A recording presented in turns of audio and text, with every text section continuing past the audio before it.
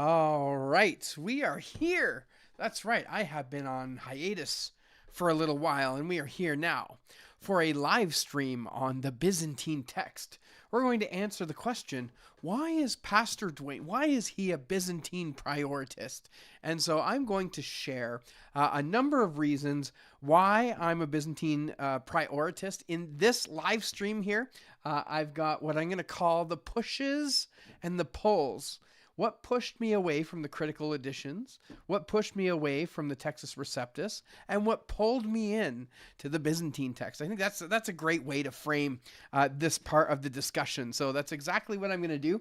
But before we do so, we'll go ahead and say hello to everybody in the comments. I'm noticing a couple familiar faces. I haven't forgotten about you over the last 3 or 4 weeks. We've got Brother Maynard in there. Remove the supports. How's it going? The purple shirt is here. I have donned the purple shirt. And so here it is.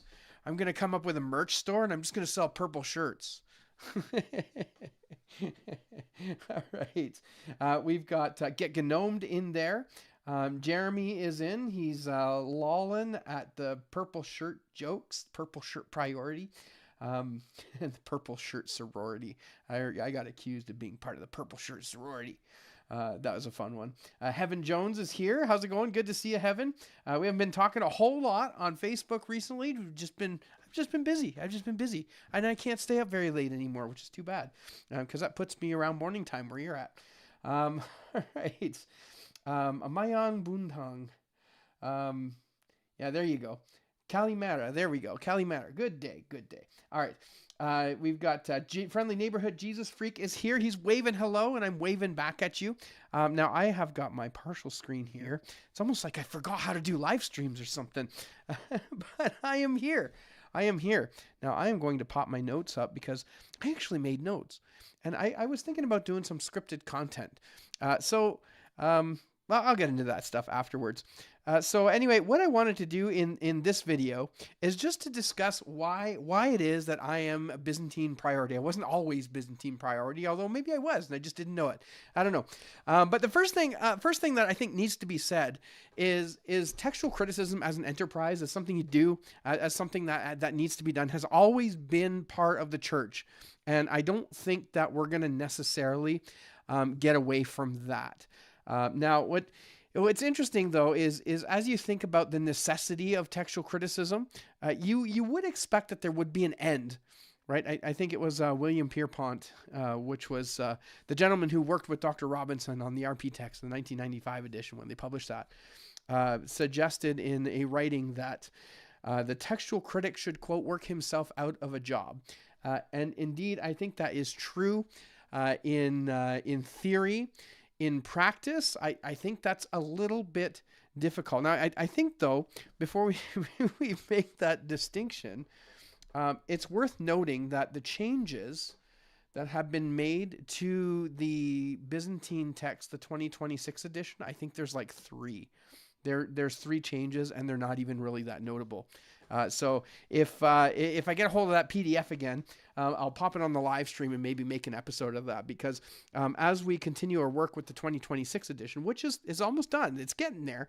We want it to be done in time for the conference at the end of March, but I don't know if we're going to make that.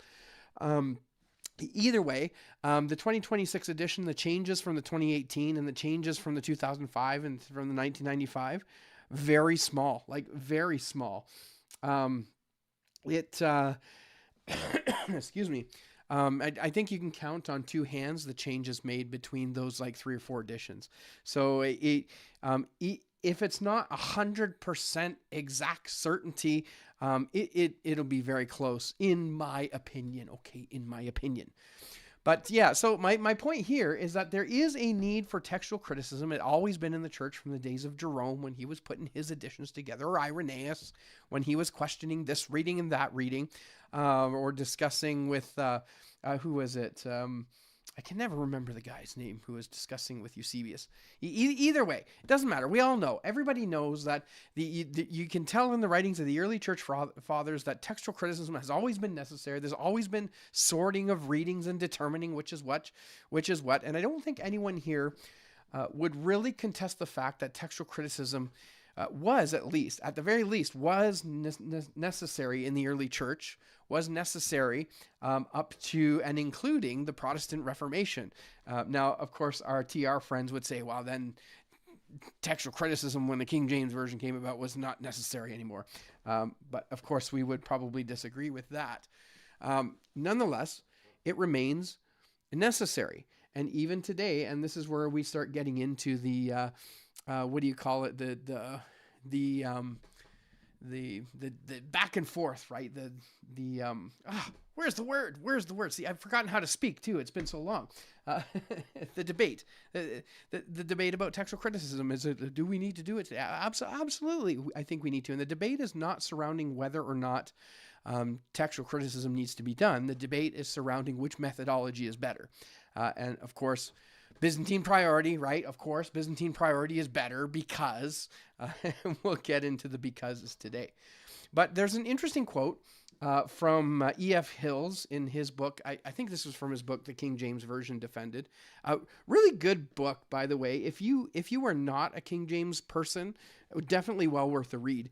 But let me just quote him here about what he calls maximal certainty when he talks about having certainty and uncertainty when it comes to the text of Scripture in the context of textual criticism. So E.F. Hills writes this: in other words, God does not reveal every truth with equal clearness. Hence, in the New Testament textual criticism, as in every other department of knowledge, there are some details in regard to which we must be content to remain uncertain. But this circumstance does not in the least affect the fundamental certainty which we obtain from our confidence in God's special providential preservation of the Holy Scriptures. Through this believing approach to the New Testament text, we gain maximum certainty, all the certainty that any mere man can obtain, all the certainty that we need. So it appears here that E.F. Hills is arguing that 100% certainty may not necessarily be there, but we can have maximal certainty. So in regards to textual criticism today, from one who would advocate for the King James Version, we push toward maximal certainty. And so textual criticism today ought to be looked through the lens of this maximal certainty, at least the idea that E.F. Hills is pushing forward here. Now, of course, we all know that E.F. Hills is a King James guy, and he was advocating this toward the readings amongst the Textus Receptus and the King James Version. But nonetheless, I think there is definitely application for those who are not necessarily Textus Receptus or King James Version people. So yes, that's what I want to establish here and now, is that I believe that text criticism is necessary. And when it comes to our view of preservation, I think it's important to understand that for whatever reason God had elected to do it this way, God had allowed for corruptions, we'll use the technical term for that, to enter into the textual manuscripts from a scribe half asleep or didn't get his coffee on time or whatever it is, right? Maybe it was a Friday afternoon, right? Just like we get our Friday made Fords, you get our Friday made manuscripts, and they have little things going on in them, okay? They have little things going on in them. Sleepy scribe, he just made a boo-boo. So God obviously did not protect the entire manuscript tradition from this kind of little thing. And so the enterprise of textual criticism continues. So with that discussion out of the way, I want to go on to share what it is that kind of pushes me away from the modern eclectic method. We'll just say that. Remember, this is a question of what's the best method, not necessarily questioning whether textual criticism is necessary. So the modern critical editions, the modern eclectic method, I prefer to use the phrase modern eclectic method, right? Because we all know that technically it began with Johannes Bengel, but popularized by Westcott and Hort, and then moves on in today in CBGM and whatever else is happening through the Academy. So the modern eclectic method is like the standard de facto. If you go to university, you're going to learn the modern eclectic method. And these are the things that push me away from modern eclecticism. So the first one here, if you're listening, is the subjectivity of the practice. The subjectivity of the practice, right? We all know what it means to be subjective. If something is objective, it means you can do that thing a million times and come out with the same result every time. That's an objective thing that's objectively true, that objectively happens. But when something is subjective, we refer to something that is on a person-by-person basis. So one person might find an argument persuasive and another person might not find that same argument persuasive. Why? Because it's subjective. It's based on the individual looking at it. And so when we come to modern eclecticism, there are a number of things that are very subjective when decisions are being made. So, for example, you probably heard in some of the commentaries or in discussions surrounding textual variants with modern eclectics, they will say things like, well, the scribe might do this, or the scribe did that, or someone was thinking this, or this was happening during that time, and so thus. That's the kind of stuff that I'm talking about. So if you go to Mark 9:29, again, I've talked at length about this ad nauseum, some of you might say. But Mark 9:29 is a perfect case here. So Mark 9:29, for those who don't know, we could even pull it up here. Let me pop this up. You should know it if you've been on the channel. Hey, Jew and Greek, how's it going? How's it going there, Rod? I'm going to pop this over here. And if we go to Mark 9:29 in the trusty old New King James Version, we've got, so he said to them, this kind come out by nothing but by prayer and fasting, right? And fasting right there. It is contested through the modern eclectic method. And so typically it was seen as not authentic. Now, CBGM and Houghton's commentary have kind of put a little doubt on their previous thinking surrounding that and have at least give it a split line in the ECM. So now there's doubt. They're not entirely certain. But the reason why I wanted to point this reading out is because if you come back over to the passage and you read through Metzger's commentary, I'll just read it here. I'm not going to pull it all up here. But Metzger's commentary, right? He says, in light of the increasing emphasis in the early church on the basis of fasting, it is understandable that keinistia, that means and fasting in Greek, is a gloss which found its way into most witnesses. Among the witnesses that resist such an accretion are important representatives of the Alexandrian, Western, and the Caesarean types of text. Now, I think it was the Western which was removed from this in the second edition of Metzger's commentary. Might have been the Caesarean text.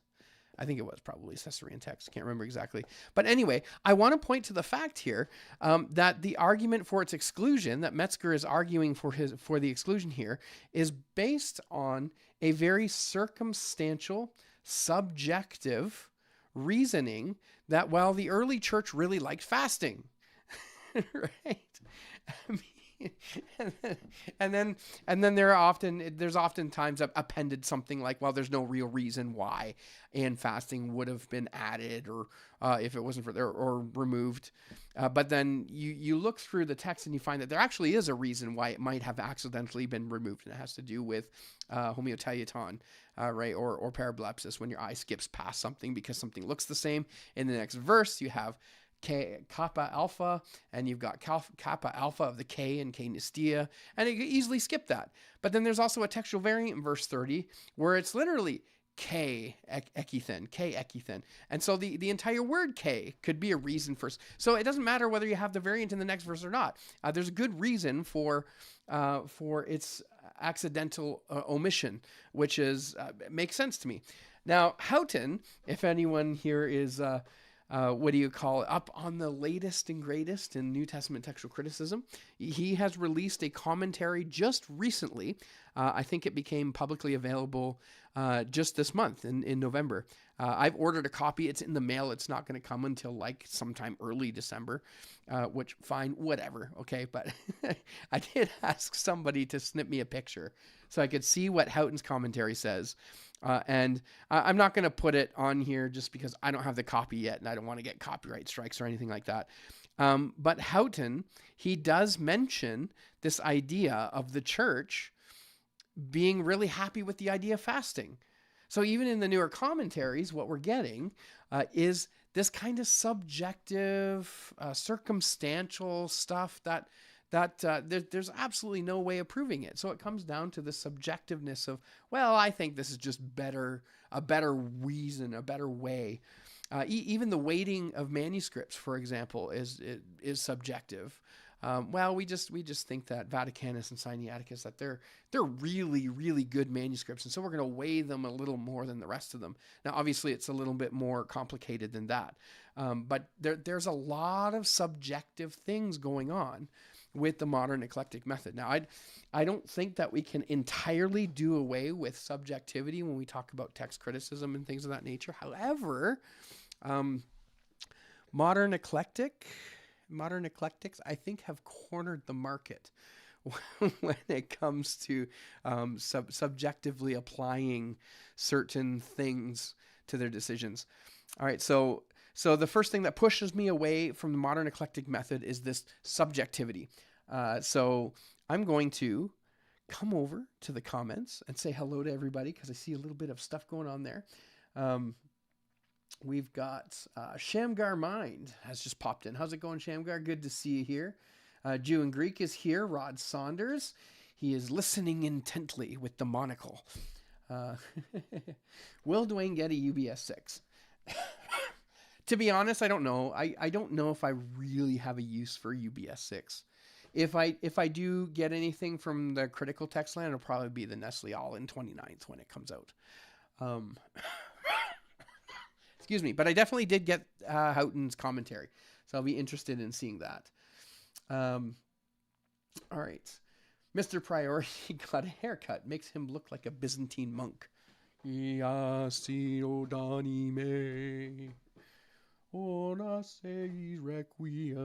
There you go. There's my singing. just for you, Brother Maynard. Hey, Rod JFK, mystery might be solved. The guy with the purple shirt investigated him. There you go. Please let me buy you a new shirt. It can be the same shirt, but maybe blue. No, it must be purple. It must be purple. Which Bible represents the critical text the most? I'm not sure how to answer that, but I'll just say this. So if you have a modern English Bible, it was translated from a critical edition. Probably from the Nestle All-in 26th or 27th, depending on how old the translation is. If it's a newer like newer, as in like last 5 or 6 years, it's probably going to be the Nestle All-in 28th edition. The NIV is interesting because, actually I have it right here, is they kind of have their own base text. It's really strange. Right here. So this is the Reader's Edition, but the NIV is based off of, or the text in here is what's the base of the NIV, and they make changes in about 600 or so places. So the NIV differs from the most critical Bible translations within 600 places. I don't know what those exact places are, but my understanding is it doesn't change a whole lot. So if you wanted to go with something that was Textus Receptus based, of course, you're going to go with the New King James Version or the King James Version or the Modern English Version. And then if you wanted something Byzantine priority related, the RP text, for example, you could go with the New Jerusalem Version. I don't know much about it. I've just seen it out there. There is the Majority Standard Bible. Funny they call it majority, but actually it's the RP Byzantine text. We sent him the changes, and so to the 2026 edition, so it will be represented by, it will be up to date. So the Modern Standard Bible, or Modern Standard Bible, Majority Standard Bible, and then the World English Bible, not technically RP base, but it's got a lot of the majority readings in. Not all of them, but it's got a lot of them.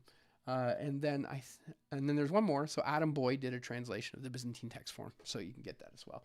So depends. But most of your English ones will be critical editions. Excuse me. Mr. Priority is only allowed to wear mauve shirts if purple isn't available. They liked fasting. I like eating. Yes, me too. I like eating. Heaven Jones says, Shamgar pretty much all modern English translations apart from the NKJV and KJV related editions. Which is more literal, NASB or ESV? New student to textual criticism. Um, I have heard that the New American Standard Bible is a lot more literal. So if you have a Greek text beside you and you're reading through it with the NASB beside it, you're going to find your place a little easier with the NASB. All right, so New King James and KJV are Byzantine or Textus Receptus. So they are Textus Receptus. However, right, I often get a little bit of flack here.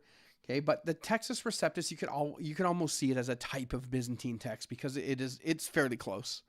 If it comes to like a scale of, there we go, critical edition over here and Textus Receptus over here, okay, or Byzantine over here.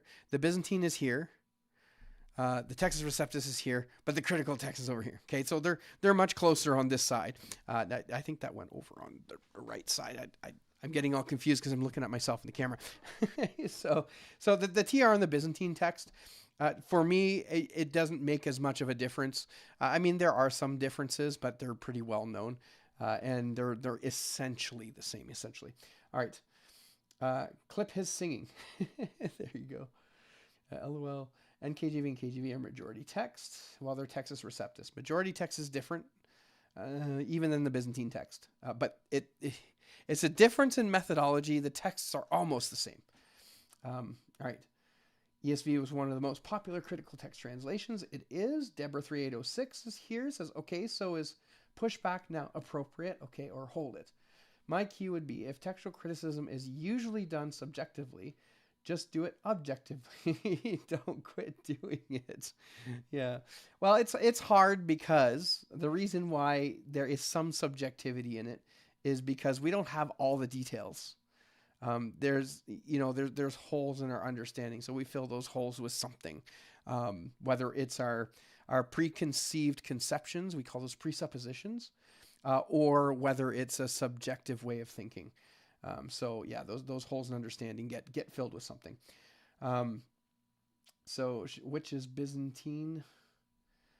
Adam Boyd's is probably the most Byzantine. So TR, but the NKJV notes majority text readings. Yes, that's why I like the NKJV so much, is because the footnotes give you a good. I'd like to see those footnotes updated. I've sent an email to Thomas Nelson and said, hey, I even help you do it, but they didn't give me any response.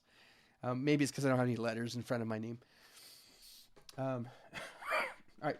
The NKJ and KJV contain readings with zero support and also readings which are singular readings. Yes, that is true. And we're going to talk a little bit about that today because I want to talk about the push from the TR as well. Mr. Priority sings well. Thank you. Yes, I used to lead worship. I don't lead worship as much anymore, but I do from time to time. What about Hodges, Farstad, majority text, New Testament? Yes, I've talked a little bit about that. I've got it right here. I happen to have one of the second edition ones that you can't get anymore. So, yeah, it's interesting. It's not much different than the Byzantine text. The notable difference in the majority text versus the Byzantine text is the specific version of the pericope adultery. The specific version of the woman caught in adultery is slightly different in this one. It's slightly different in the Byzantine text, and it's slightly different in Wilbur Pickering's Family 35. That's M5, M6, and M7, respectively. All right.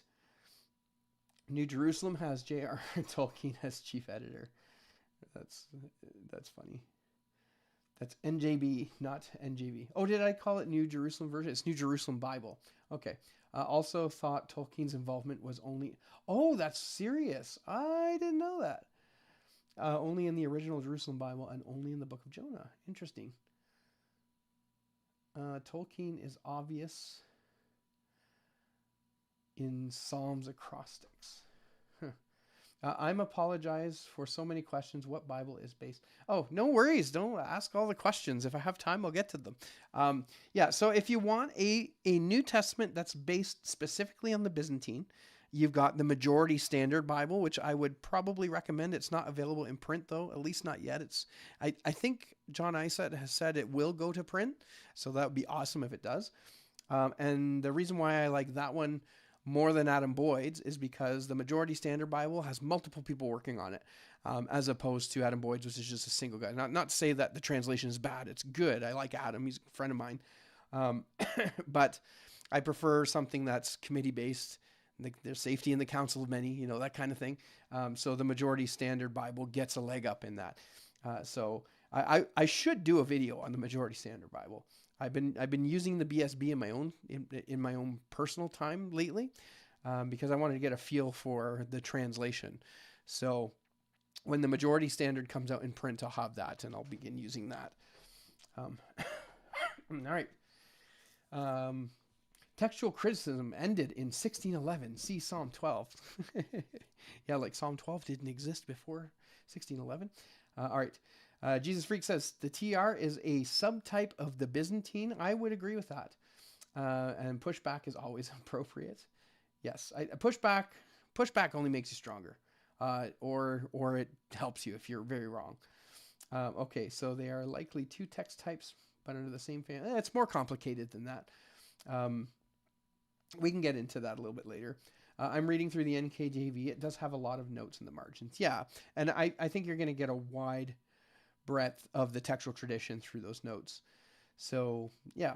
So NJV was an awful name choice. I agree. The New Jersey version. The New Jersey. Yeah, there we go. TR is more a set of editions largely based on the Biz, but not entirely. See, I would have said the TR is more a set of printed editions, largely based on the Byzantine. Yeah, and it's based on the Byzantine text just out of happenstance, right? It just happened to be the manuscripts that was available to Erasmus and, the following reformers who continued to do the text critical work. So the Jerusalem version, not to be confused with the New Jerusalem Bible. Yes, there we go. Oh, wow, you guys are typing up a lot here. Okay, just kidding. 1716, New Jersey version. Forget about it. This might be a little rough, but one can have zero knowledge on textual criticism and bash KJV. It's low-hanging fruit. Well, I would be careful doing that. Even if you don't have any knowledge of textual criticism. The reason why I say that is this. I used to be one of them bash KJV people. But then I got to know a couple KJV guys really well. And some of the research, so I know some people might get upset with me for this, but I don't care. So I have the King James Version trio. Okay, so you got Nick Sayers, you've got Brian Ross, and you've got Christopher Yetzer. These are King James Version advocates. I would not lump them in with your standard everyday King James Version onlyists. These guys are very intelligent. They are well researched. They are very thorough. And if they walk you through something, chances are they're going to be giving you good, decent, factual information. They're going to be arguing it well. You may disagree with their conclusion, but I've used their research in a number of ways. Their research is excellent. And I found them to be decent people. Like they're not what you would consider your stereotypical King James Version onlyism. If you don't know anything about textual criticism and you walk up to one of these guys, they will eat you for breakfast. Okay, they know their stuff. Yeah, so don't do that. Don't do that. So I've stopped bashing King James Version onlyists. So anyway. So the New Freedom Bible, based on the American text, the Comma Ioannium is a later edition. Yes, I think so. What's the thing about Psalm 12?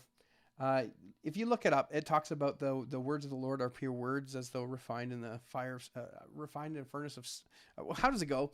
The words of the Lord are pure words, as though refined in a furnace of fire 7 times.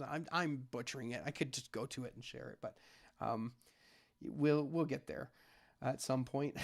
Maybe not today, though. Dwayne Green, you should check out the variant 1 Peter 3:15. It pertains to Christological debate. Interesting. We're going to take a look at 1 Peter 3:10, because that's a conjectural emendation. That's one of the things I'm going to talk about. And then, all right, sacred namers. All right, there we go. Okay, Mr. Moreno, just so you don't feel left out, New Jerusalem Bible, revision of the Catholic Bible that Tolkien worked on. New Jerusalem Version, Sacred Name Revision of the Web. There you go. I thought the New Jerusalem Bible was originally French. What am I getting something mixed up here? Is that just the Jerusalem Bible was initially French and then someone brought it into English? Yeah, I thought it's something like that. I remember hearing that and thinking, like, why would anybody want to read this like a translation of a translation? Um, yeah. Um, yeah, the words of the Lord are pure words like silver tried in a furnace, earth purified 7 times. That's the one. You got it. Yeah. All right. Okay. So the push, we're still on the push away from the critical text, the critical editions. Let me rephrase that. The modern eclectic method. So we talked about the subjectivity. And so what I want to do is move on to what's called conjectural emendation. So what is a conjectural emendation? That is some fancy words. It just means a place where there's no support. And so you kind of guess at the reading. That's really what it is. This word or this phrase does not exist anywhere in any known manuscripts, but based on some other criteria, we think that it should be this, even though there's no support for it. So in the Nestle Aland, there's actually two in the NA28. I thought there were three, but there's two. 2 Peter 3:10. We've probably seen that one. There's another one in Acts 16:12. And then I got a third one here. It's not in the Nestle Aland, but I have seen a couple people argue for this. And there's a number of others that have been kind of thrown up in the air as potentially maybe a conjectural emendation. But my point here, and the reason why this pushes me away from the critical methodologies, the modern eclectic methods, is because conjectural emendations, guessing at a text because we think that, there's some difficulty that makes this what it is, I don't think that should be necessary at all, especially when we talk about preservation. As a Christian, what does that say? Like if we look at any theology of preservation anyway, what does that say about the text of Scripture if something goes missing and we have to kind of guess at what's in there? Now, I understand that it's a little bit more than just simply a guess, maybe an educated guess, right? If we have to provide an educated guess at something that is somehow lost, what does that mean for preservation? I don't think that works. So, and of course, the issue is that the modern eclectic method allows for conjectural emendation. Now, I do have to be fair, right? Because there are a number, I've seen a discussion, I think this was on the ETC blog, Evangelical Textual Criticism blog, some time ago. And I think it was Peter Gurry was asking the question of who thinks that conjectural emendation should be part of textual criticism. And it was actually surprising to see that there were some which were like, yeah, we need to keep it on the table. And then there were a number of other people on there who were saying, no, we don't need conjectural emendation.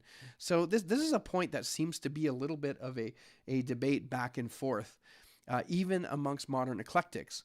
But nonetheless, right, the modern eclectic methods have won out, and we have two conjectural emendations in the latest edition of the Nestle Aland text, the latest critical edition in the ECM. So the first one is 2 Peter 3:10. Now, this gets a bit complicated because it's actually an emendation of a variant reading that's not a Byzantine reading. So if you're reading a Byzantine text, like this doesn't even matter to you. But let me make sure I pull this up right. This is in, I'm going to bring us over to the Bible. Let's do a screen share here. And then I'll give you the example here in 2 Peter 3:10. 3:10. So, but the day of the Lord will come like a thief. This is from the ESV. And then the heavens will pass away with a roar, and the heavenly bodies will be burned up and dissolved, and the earth and the works that are done on it will be exposed. You got a note there. Some manuscripts say will be burned up.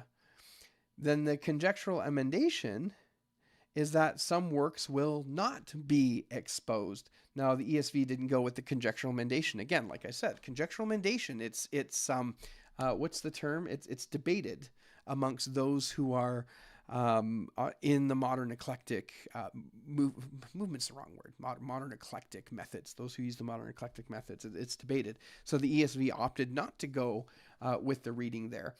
Maybe the NRSV will. It is done. Oh, look at that. Not even the NRSV went with it. Dissolved with fire in the earth, and everything that is done on it will be disclosed. Other ancient authorities will be burned up. And everything that is done on it will not be disclosed, right? Of course, they didn't put the not in there. They chose not to go with the conjectural emendation. Now, the other one The other one is in Acts 16:12. Again, I don't think this is necessarily um, going to change anything. This one here in Second Peter does change the meaning of the text. But Acts 16:12, it does change the meaning, but the over like this one's difficult. Anyway, so the question here, let's go to the NKJV. Acts 16:12. And from there to Philippi, which is the foremost city of the part of Macedonia. Okay, this is the question here. So this is foremost city of the part of Macedonia, a colony, and we were staying in that city for some days. So the question is, right, what is this foremost city? Now the word here is protis, meaning first, right? Protis maridos tis Macedonias polis, the first city of the part of Macedonia. Now, the reason why this seems to be problematic is because a number of people see this as referencing kind of like a capital city, if you will. But the city mentioned in here, I think it was Neapolis, was not the capital city. So the way that this was read and understood was that this whole idea of first city of the part of Macedonia was something that was actually wrong, that was just factually wrong. And there you have it in the scriptures.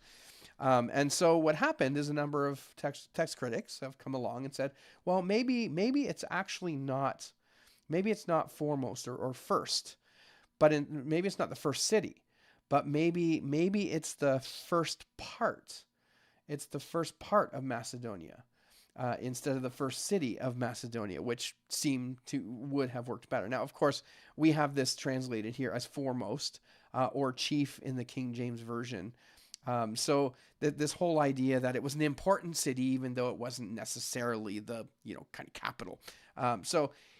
Interesting. What it is here is essentially the addition of an article and a modification of the word first. Is kind of put in there. So anyway, this is another example of a conjectural emendation. Again, doesn't make a huge deal of the text. I don't think so. Like, I don't think anyone's going to be reading this, whether it's foremost city or foremost part of the city.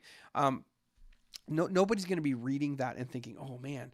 But nonetheless, this goes to show that the methodology that modern eclecticism uses allows for this kind of conjectural emendation. I don't want anybody guessing at a text, whether it's an educated guess or not. Like if there's something in the text that's difficult, then that means we need to do some work around that difficulty rather than change it. Which brings me on to my third example of a textual or conjectural emendation. Now, again, to be fair, this example is not in our printed editions. And this is a conjectural emendation in the opposite direction. That is that a number of people think that this should be omitted entirely. Okay, so 1 Corinthians 14:34. Let your women keep silent in the churches, for they are not permitted to speak, but they are to be submissive, as the law also says. And if they want to learn something, let them ask their own husbands at home, for it is shameful for a woman to speak in the church. Now, of course, given our modern age and the age of feminism and all of that kind of stuff here, it's understandable why some wouldn't want this passage. And also, right, and I get it, when you read through this passage, you come to this and it seems to kind of like stick in there in kind of an awkward way. It's almost like a parenthetical statement. I'm not going to get into the depths of interpreting this passage. There are some interpretations. But where this is a conjectural emendation is that a number of people, and two notable people, one Philip Payne, I've had a chance to talk to him on the channel, and the late Dr. Gordon Fee, believe that this passage should be excised from the scripture, that this is not authentic. So their basis for saying so is a Latin manuscript which has a note in the text that says that this is not in such and such a version. So because we don't have any extant Greek manuscripts, and this is important to understand, right? A conjectural emendation does not mean that it's not in a version somewhere, okay? In the example of 2 Peter 3:10, I think there's a Syriac version that has the not in there. But a conjectural emendation says that if there's no Greek support at all, then it's a conjectural emendation. So coming back here to our example in 14:34 and 35, the omission of these two verses, the omission of these phrases, would be a conjectural emendation, because every one of our Greek manuscripts that contain the book of 1 Corinthians have these passages here. Now, again, did this make it into any of our printed editions? No, it didn't, right? The passages are in there. The omission is not. In fact, I don't even think the omission is noted in most of them. But nonetheless, again, right? It comes down to this thing about modern eclecticism allowing for this practice of conjectural emendation. Now, again, my opinion, right? I get it. My opinion is that there is tremendous evidence for the readings in our New Testaments that we don't need to invoke conjectural emendation to try to figure out a reading. We don't need to do that. And then, of course, on the theological side, on the discussion of preservation, what does that say about preservation if we have to educately guess at a reading, right? It just doesn't work. So this is one of those things that pushed me away from modern eclecticism. A third thing here that pushes me away from modern eclecticism is the ending of Mark, right? The ending of Mark. Not just the ending of Mark, but its implication, right? So if you go back to the principles of New Testament textual criticism, one of them is that the shortest reading is to be preferred.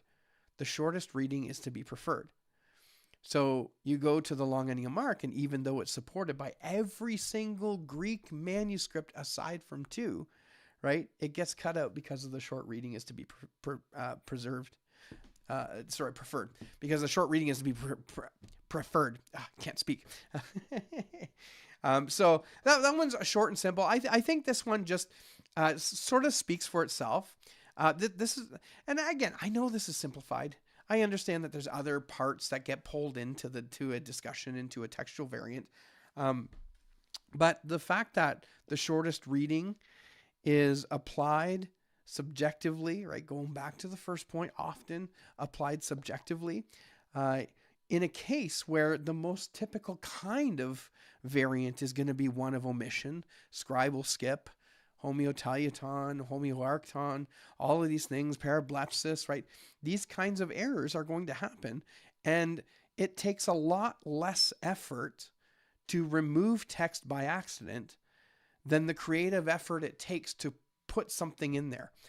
So the shortest reading is to be preferred, and it's kind of like for me. All right. And then lastly here, actually, this isn't lastly, I've got two more. See, I've got a lot of beefs against the modern critical method. All right. So the fourth one here is the so-called Frankentext problem. Now, I want to come at this at a slightly different angle. So I've been doing some work lately on the preface to the Byzantine text. We're modifying the preface for, updated stuff, and then we're going to put that into the 2026 edition.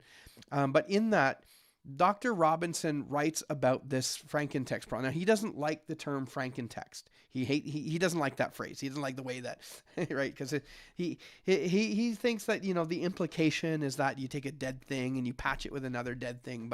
But his reasoning is that Scripture is alive, and he's absolutely right. Scripture is alive. Frankentext may be poor, but it's just people understand that. People understand what we mean by Frankentext. So let me read the portion in the preface. Excuse me. I'll read this stuff in the preface, which speaks about this. This is in the preface to the Byzantine text. So Dr. Robinson says, modern eclectic praxis operates on a variant unit basis without any apparent consideration of the consequences. The resultant situation is simple. The best modern eclectic texts simply have no proven existence within transmissional history. That's his point. That's the point that he's making there. No proven existence within transmissional history. And their claim to represent the autograph, or the closest approximation thereunto, cannot be substantiated from the extant manuscripts, versional or patristic data, I don't know, Calvin L. Oh, Calvin L. Calvin L. Porter has noted pointedly that modern eclecticism, although not based upon a theory of the history of the text, right? And this is seen as problematic, right? I'm interrupting here. This the fact that there's no history of the text, this is seen as problematic, and I think rightly so. Does reflect a certain presupposition about that history. It seems to assume that very early the original text was rent piecemeal and so carried to the ends of the earth, where the textual critic, like lamenting Isis, must seek it by his skill. Such a scenario imposes an impossible burden upon textual restoration, since not only is the original text no longer extant in any known manuscript or text type, but no manuscript or group of manuscripts reflects such in an overall pattern of readings. There thus remains no transmissional guide to suggest how such an original text would appear when found. So basically what he's saying here, this is a very long-winded way of saying essentially that when you take the text variant by variant without considering the wider New Testament text history, you end up with a text that has no basis in the transmission history of the New Testament. I hope that it gets a little bit hard to explain, but I hope you understand that. When you take everything piece by piece without looking at the overall wider picture, you end up with a quilted patchwork. Now, this is interesting. Now, notice in this phrase, or in this little paragraph, he says, where is it?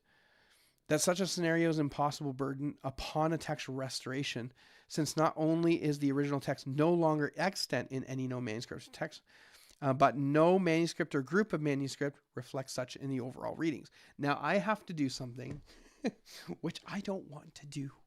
I don't want to do this. I'm sorry, Dr. Peter Gurry.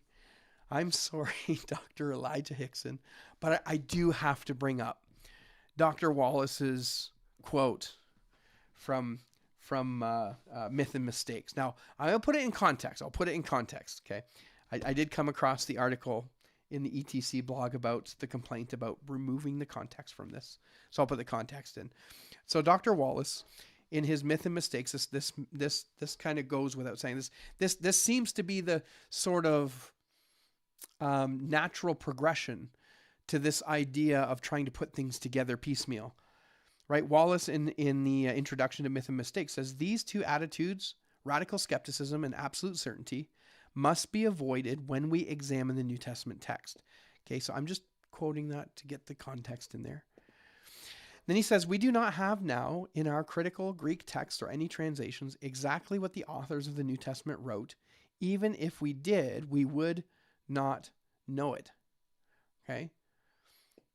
And this is exactly what Dr. Robinson is pointing out in the preface. See, what happens is when you take a text critical position, which ignores the groupings and the types and all of these things and just simply pick it out variant by variant by variant by variant, you end up with a text that cannot be validated. And I think that it's understood here, at least in a small part, that Dr. Wallace knows that even if we had it in front of us, we would not know it. Again, I'll point out, right, he continues to say there are many, many places in which the text of the New Testament is uncertain. So I'll continue to point out here that Wallace's reason for mentioning this is to say, hey, yeah, we are aware of this issue, but we're not going to come to this with radical skepticism or absolute certainty. So got to keep that in mind. And I think he's absolutely right here. But I think that we can be a little bit more certain with our New Testament text than what modern eclecticism gives us. And of course, I would say we find that in the Byzantine text, but we'll get there. All right. And lastly here, before we get to the comments here, my fifth reason for being pushed away from the modern critical methodology is what I would call compounding error effect in CBGM. Oh, what do I mean by compounding error effect? First, you got to understand what CBGM is. That's not an easy task. So my understanding, and I'll give you a high level of understand a high level view of what CBGM is. If you want super detailed, you can go back to my channel. I was talking to Joey McCallum about it. I should probably read a little bit more into CBGM. But the way that I understand that this works is that it's a database-driven system that uses an algorithm on stored results. Bunch of fancy words. If you're a computer nerd, you know exactly what that means. If you're not a computer nerd, I'll explain that. We have a database. And so whenever a textual critic makes a decision based on comparing a number of manuscripts, they weigh a few things. They still do the critical task of working. CBGM doesn't take away the human element, right? You still got human biases. You still got human frailty in there, all of that stuff. But what they do is their decision gets put into a database, and that decision is stored so that when they go to make a decision on another manuscript somewhere else, they can pull that decision up and make a decision on coherence, hence the name coherence based genealogical method. So what happens is all of this information gets stored and stored and stored and stored and stored and stored. And when a mistake is made, especially if it's made earlier on in the process, all the decisions that happen later on are going to be based off of faulty data. And the problem here, right, and this is why I said it's compounding errors. One error gets compounded over and over and over and over and over. And it doesn't take much before a system like that is overtaken by errors. Now, this is just generally speaking. I would love to see how the algorithm itself works, but that is currently a black box. And I know people might not like that description that it's a black box, but it really is. Because we don't know what the algorithm is doing and how the algorithm is making its comparisons. But either way, CBGM appears to have this sort of compounding error effect in it. I'd like to validate that further by taking a look at what the algorithm itself is doing. So one little mistake turns into a bigger mistake later on down the road. It's kind of like slinging a rocket at the moon, right? If you get your measurement off just by like half a degree at the start of the rocket journey, you will miss the moon by like 500,000 miles by the time you get there. So, all right. So that's it. That I say that's it, but that's actually a lot. So that's what pushes me away from the modern eclectic method. So let's come over to the comments, and we'll see what you guys are saying, and then I'll move into what pushes me away from the Textus Receptus. And when I say pushes me away, okay, just give me a break. I mean relatively. I mean, I'm not scared. I'm not scared of the critical text. And I happen to use a TR often because it's convenient, and I'm just not convinced that they're so different that I can't use a TR anymore. All right, so I'm going to come up here. A little bit of chatter there. I see Steven popped in. It's interesting doing this on a what do you call that? Oh, my mic is on the quiet side. I could turn it up. Let's see. I'll turn it up. Turn it up. Turn it up. There we go. How's that? That's got to be better. All right. Excuse me.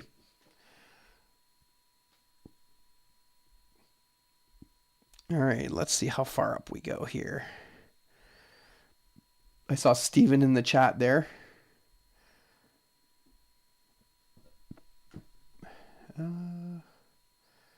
Yeah, there we go.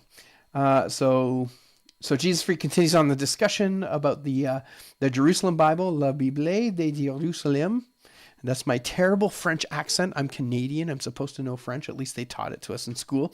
It was French and the British Catholics, including Tolkien, brought it into English. That's such a strange thing. Another confusing one, REB versus REV. Yeah. Irrespective of being done by Catholics, the JB isn't very good. Is this push away from critical text also a push away from sons of God? No, because the critical editions is a discussion surrounding the New Testament. If you want to know a little bit about the discussion surrounding the Greek translation of the Old Testament and the Septuagint, Stephen's been doing a bunch of videos on that, and I think they're well worth taking a look at. But yeah, sons of God, sons of Abraham, or sons of it. I can't remember exactly what that is.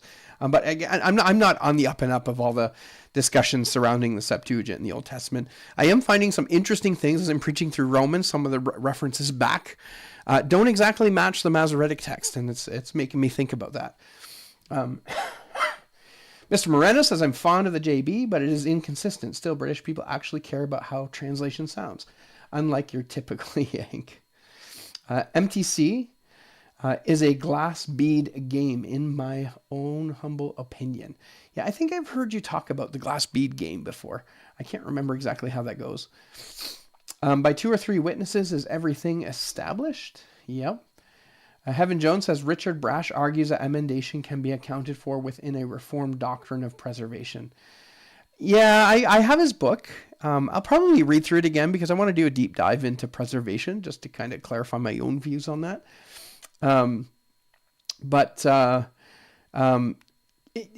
Maybe I'd have to go and look at that. But to be honest, like I don't see that. If you're going to have emendation in New Testament textual criticism, that I think would do tremendous damage to providential preservation. I think that would damage providential preservation. Okay. Heaven Jones says he's probably pulled into that view more by the Hebrew than the Greek. Could be very well. Yeah. I think there's some interesting issues in the Hebrew side. But again, I haven't studied that, so I couldn't tell you. All right, so James Snap says there are 60 potential conjectural emendations in the New Testament. Actually, I think I seen a list of 100. I saw a list of 100 somewhere, but only 2 of them made it into the NA28. And many more proposed CEs in history. Yes, lots in history. Deuteronomy has nothing to do with the critical text of the Old Testament. That's right. We'll skip over that. I noticed while reading the NKJV that a lot of names, people, or places will have Baal as the alternate spelling in the notes. I noticed it today and thought it was interesting. Oh, interesting. You're currently in 2 Samuel. Good for you. Generally, the name in the text has a Bosheth instead. Yeah. All right, skip over some of that. Yes, some scholars think that names with Baal endings were changed to Bosheth. Oh, by an editor. Interesting. It's translated as master, i.e. Baal Shem Tov. Stormin Norvin says, I am a Byzantine majority text fanboy. There you go. But I do find interesting that the Textus Receptus is 98 to 98.5 with the MT. Yeah, absolutely. Like I said, the Textus Receptus, I would see that as a subcategory of Byzantine texts. Baal was competing deity with similar traits to Jehovah, except Jehovah is real. Well put. If there is versional support, I don't regard it as true conjectural emendation. Yeah, so technically though,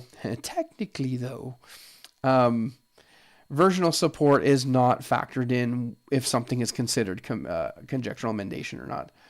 But Mr. Moreno says, I prefer to reserve that term for the sort of stuff that Beza did in Revelation 16:5. Nick Sayers would argue that Beza had a manuscript in front of him. In fact, I think he has a quote from Beza suggesting that Beza wrote that he had a manuscript for that reading. I think. It's been a while since I've looked at that one. All right. So Jesus Freak says, that principle is backwards. So talking about the shorter ending is to be preferred.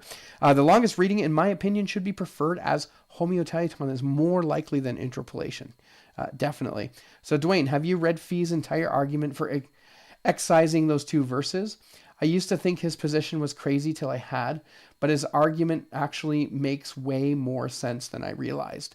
Yeah, so if you go back to my video with Philip Payne, I haven't seen Fee's arguments, but I wouldn't be surprised if the arguments that he makes are the same as Fee's. So some of the arguments that stood out to me was the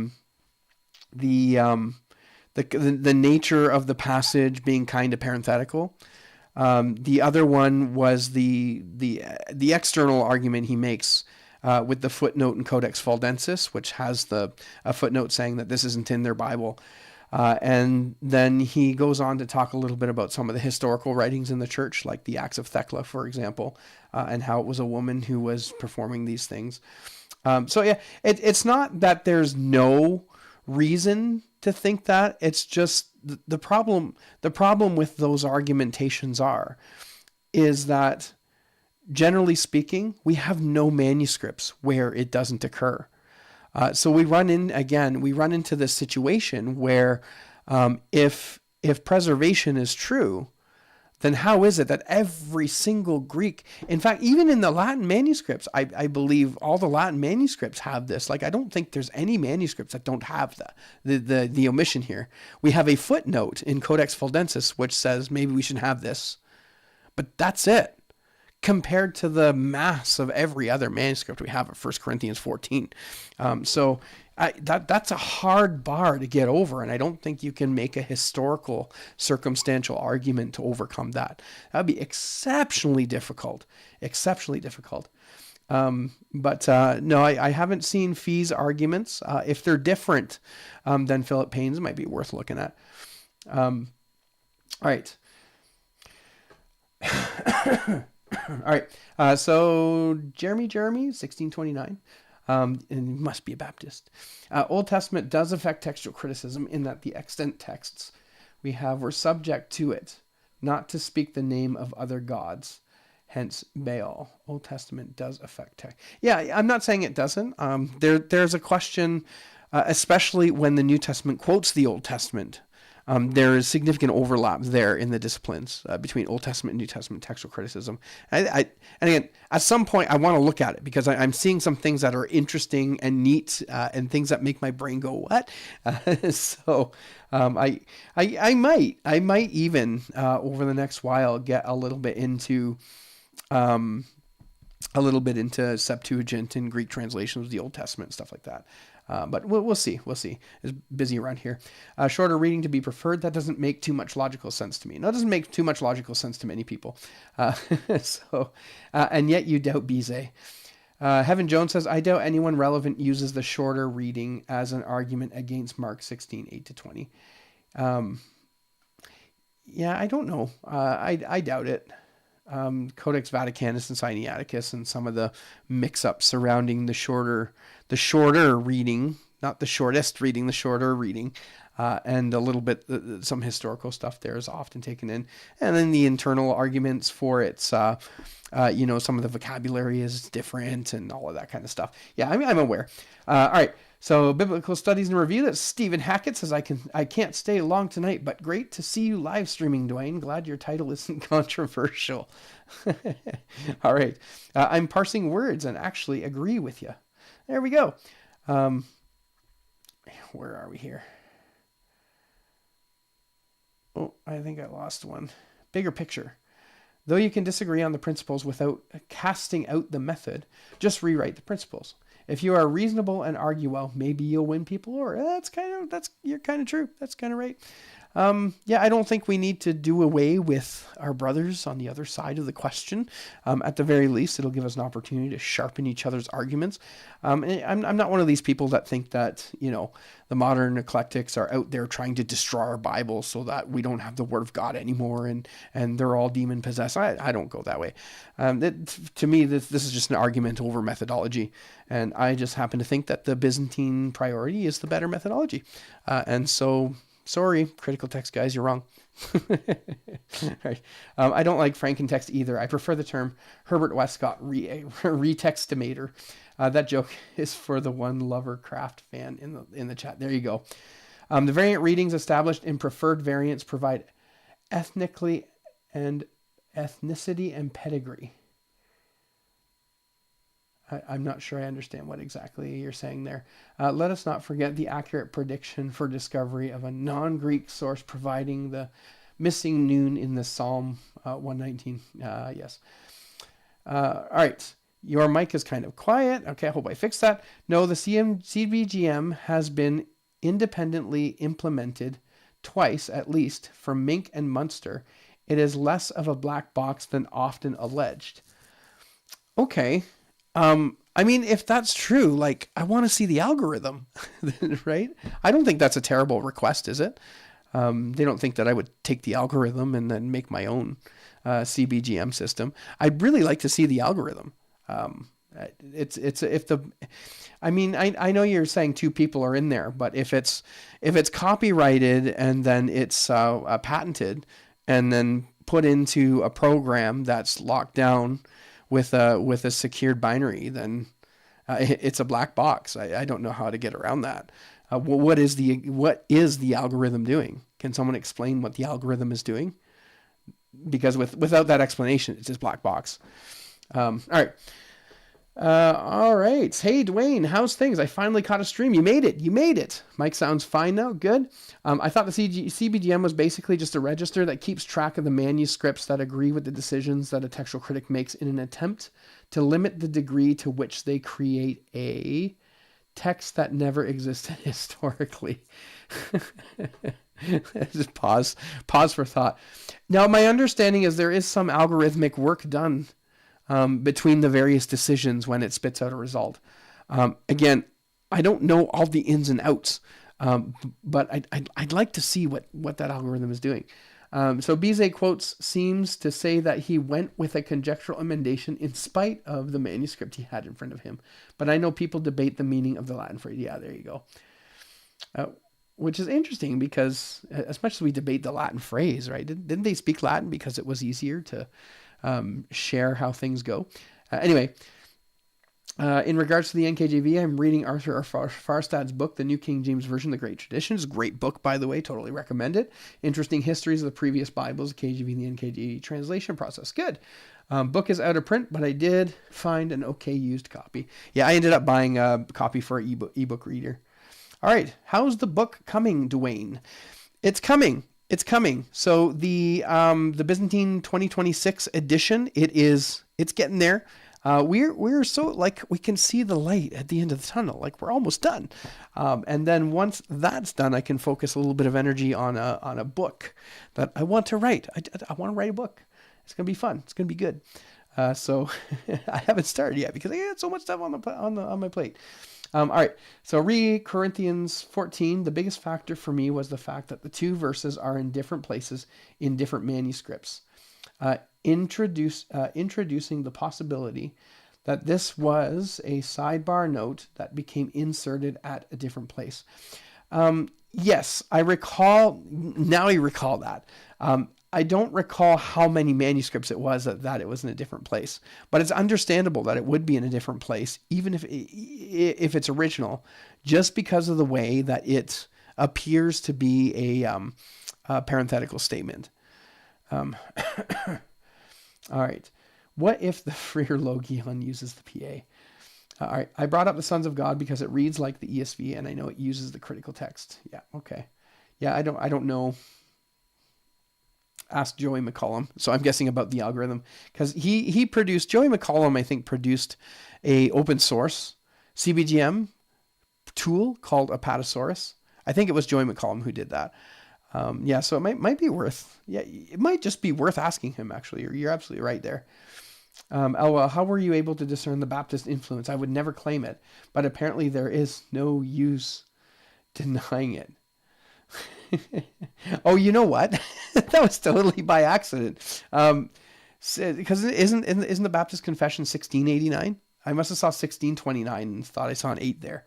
And so just assumed you were Baptist. I got to the right answer in the wrong way. Okay. I'm also reading through the Book of Enoch, very descriptive reading. Asked Joey. He and Edmondson have implemented it independently twice. Yeah.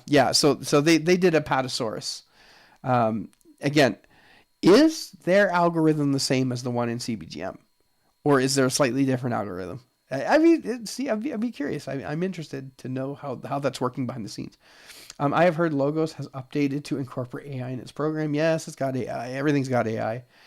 Even like my dinner I ate yesterday has AI.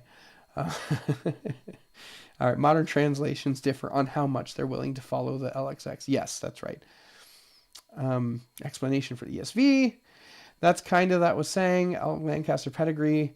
Dwayne Green, no Apatosaurus ID, David Flood. Okay, David Flood. Okay, gotcha. Okay.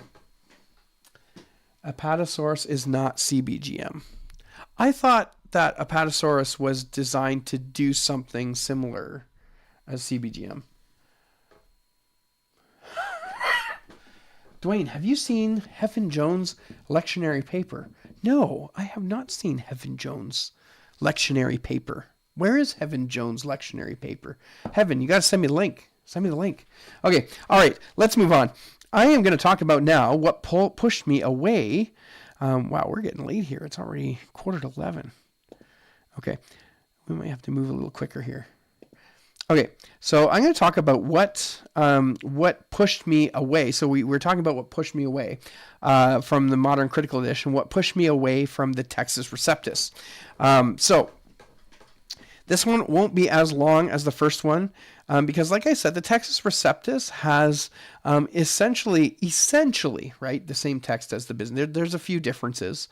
But the things that have kind of pushed me away, I'll just list three of them. The first one are some of the textual issues that I think are cause for concern, not concern, but just make me think that maybe there could have been something better done here. And I know some of my King James Version viewers or my TR viewer guys are like, what are you doing? What are you doing? Don't do it. But some of the textual issues in the Textus Receptus. So the first two are in Revelation. We got Revelation 16:5. And I heard the angel of the waters saying, "You are righteous, O Lord, the one who is and who was and who is to be, because you have judged these things." Now, this one's interesting because, as pointed out in the comments by Mr. Moreno, I believe it was, Theodore Beza had actually went with a reading that doesn't have any manuscript support. Some have called it a conjectural emendation in the Textus Receptus. And that is the question of, "You are righteous, O Lord, the one who is and the one who was and the one who is to be," versus "the one who is holy." Now I thought that was, let me look that up again. Yeah, the one who is to be. Let me look that up in the King James real quick here. King Jimmy. Let's go like this. We can do it where everyone can see it. Here, let's pop you over here. We'll do a little screen share here. Maybe I can make this a bit bigger. View, go bigger, go home. There we go. All right. Rev 16:5. All right. "So thou art righteous, O Lord, which art and was and shalt be," versus "Thou art righteous, O Lord, which art and was and are holy." Now I think it's the "and it shalt be" that this reading here is the reading in the Textus Receptus that doesn't have any manuscript support at all. Like there's none. And so Theodore Beza put this in his edition and then thus made it into the King James Version. But there are in Revelation, very specifically in the book of Revelation, some very strange readings, as pointed out by Mr. Moreno right there. Right. So the other reading that we have is actually at the end of Revelation. Now, I know there's been lots of discussion surrounding the last couple verses of Revelation being back translated from Latin. I don't know if that's true or not. I haven't really dove into that. I know that's the popular narrative is that was the case, and that could very well be the case. But what's interesting is when you come to these two verses here, it is, "For I testify unto every man," this is Revelation 22:18 and 19. "For I testify unto every man that heareth the words of the prophecy of this book. If any man shall add unto these things, God shall add unto him the plagues that are written in this book." Scary stuff. "And if any man shall take away from the words of the book of this prophecy, God shall take away his part out of the book of life and out of the holy city and from the things which are written in this book." So you've got book of life here. In basically every other Greek manuscript, it says tree of life. Book of Life appears to have come over from the Latin text. And from my understanding, the word for book and tree are very similar in Latin. So it would make sense why those two words may have got mixed up in the Latin text. And because of the issues with the last couple verses in Revelation, it's very possible that this was translated from the Latin text instead of being copied from a Greek manuscript. And so you end up with this really strange reading that is not in any of the Greek manuscripts at all. There may be one or two. When I say there's not, I'm not entirely certain. There might be a small amount, even still, right? Like, I mean, all the manuscripts we have, anyway, so it's pointed out there actually really good by Friendly Neighborhood Jesus Freak. The difference is one word. Two letters, Librum versus Lignum. So that's one of the issues, one of the pushes from the Textus Receptus. And then, of course, the other push from the Textus Receptus is 1 John 5, 7, and 8, the three heavenly witnesses. We have one Greek manuscript, one. There's Codex Montfortianus, interesting discussion surrounding that one. Then there's GA 629, which is a Greek-Latin diglot, which has the comma in it, but it's in a very, like in the Greek side, it's in a very different form than what we end up with later on in the printed editions of Erasmus. The remaining 10 or so, aside from Codex Montfortianus, it appears as though the marginal notes, because that's what they almost all of them are marginal notes, not even in the main body of the text, appear to be copies from Erasmus's editions. Now Montfortianus, right, another Greek minuscule manuscript which has the comma in it. This is the one that Erasmus used, apparently, right? Yeah. You talk to Nick Sayers, though, he refers to a book called The Ghost of Arius, which suggests that maybe what we are calling Codex Montfortianus is not actually Codex Montfortianus, or not the one that Erasmus used, but rather another manuscript called Codex Britannicus. Again, is it possible? It's possible, but if that's the case, then it's one manuscript. So it's John 5:7, based on manuscripts, is kind of on shaky ground. I've done a tremendous amount of time on this one and have made a number of videos on 1 John 5:7. When you go back into the early church fathers and you start looking at their quotes, the one thing that is completely conspicuous about everything, about all of the councils, except for a Latin council, which has the comma, but it's a Latin council in the 400s-500s. This was, I forget what it was. Interesting stuff. Don't get me wrong. Interesting stuff. But in all of the other councils, which are discussing the Trinity and the triune nature of God, conspicuous by its absence is 1 John 5:7. They would have and should have used it authoritatively to say God is three persons in one. I think 1 John 5:7 is kind of the Achilles heel of the TR, if you want to put it that way. And you might say, well, yeah, but it's true, right? It's true. 1 John 5:7 is true. There are three that bear witness in heaven, the Father, the Word, and the Holy Spirit. And I got no issues with suggesting that statement itself speaks truth. But there's lots of statements that speak truth that are in the Bible. I preach on a Sunday morning. Hopefully, mostly truth comes out of my mouth. But not all of that truth is directly word for word in the scriptures, right? I pull that truth out of the scriptures and then I share it in my own words so that people understand, right? That's how preaching works, right?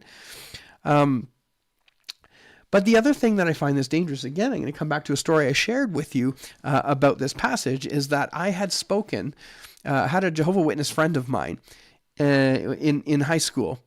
And we would talk back and forth all the time, and I would try to convince him that the Trinity, and of course, I was a young baby Christian. I'd probably a Christian for like a year at most. And I'm like, oh, yeah, well, look at this. The Bible has the Trinity right here, 1 John 5:7. And he looks at that and he goes, no, because he was raised a Jehovah's Witness, and they know how to answer all these questions, right? He goes, no, that's not even in the Bible. 1 John 5:7, and then he pointed to a footnote. And it said, this is not in the earliest manuscripts, blah, blah, blah. Or I forget what it said in the note. But that, like, I had no response to that.